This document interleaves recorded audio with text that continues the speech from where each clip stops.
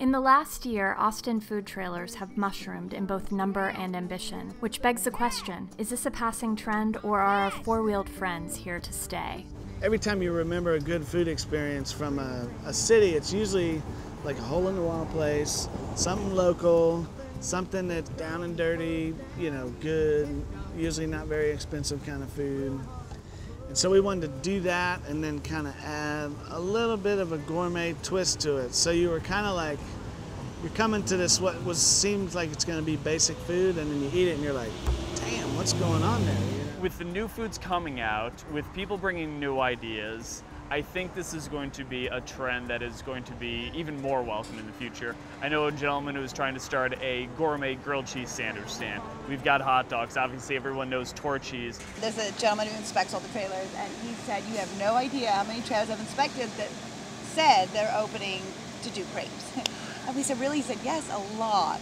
Well, and he said just the amount of trailers of any type of food, you know. Every day, trailers lined up to get inspected to do this.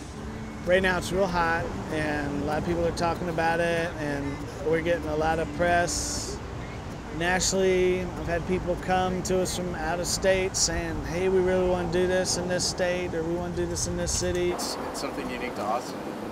Everybody in Austin really is all about helping the little guy and, you know, supporting local stuff, and so the trailers are an obvious way to do that. How can you not like the business that's run by two great people that has good food? Hi. What is it? Empanadas. It's like a baked pastry full of goodness. It's inexpensive. Go for it. Just give me something full of goodness. And then it's affordable. I mean, to rent a whole big building and air condition a whole big building, and that keeps your carbon footprint really small. It keeps your startup costs really small, and I say that with kind of like it wasn't that small, but in comparison. Being new to the food scene, this is the biggest investment I could think of making. I've probably talked to just about every new trailer person that's been on the bike. Start charging a fee. No, I'm just kidding. Recently, Nessa got a call, and they were like asking her a lot of questions, and they wanted to do what we're doing. And then at the end of the phone call, they said, and we want to call it Flip Happy Grapes. Yeah, so maybe we should have franchised a while ago, but I think we missed out. I discourage a lot of them, and the only reason I do is just because it's a lot of work. And I said unless you're prepared to like really, really work, then you know what you're getting into. It actually takes about an hour and a half to get the truck from 0 to 60 basically to up and running. But there's a lot of assembly time in the empanada making, which is full-time job during the week, the actual baking process. Here you go. Thank you. You know, I don't want to discourage them from opening a business and being successful, but it's a lot of work, and it's a lot more expensive than people think. You have to have a separate kitchen that you operate from. We pay rent here, we pay rent in the kitchen. You're not connected to city utilities. And the expenses definitely add up. It's not like we're doing it for free.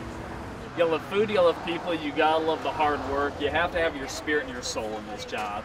Sitting in one of these trailers and stuff, it is a passion. It's another great way for local chefs, to get their food out to the people. We can just drive up to festivals, park the truck, open the window, and we're open for business. Especially like on that new Mighty Cone place. My favorite new one is the Mighty Cone, right? I mean, I love those things. I had them at ACL a few years back, and then I was really disappointed when they didn't have them this year. Not that I was at the concert, I was in this truck working. You know, Hudson's on the Bend. You can never get Hudson's on the Bend just like walking around and $10 and whatever, and now you've got it right there for everyone.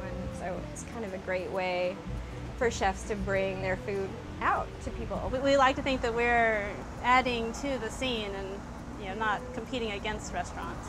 Care about your customer, and you serve really good food, and you give good service. Like, I think you can do really well no matter what you're doing, and you can find a way to sort of make your own little niche. You never know. Any one of us are I think, subject to the whims of Austin's people's tastes and all that. But we think that those kind of ideas will be the ones that win out in the long run.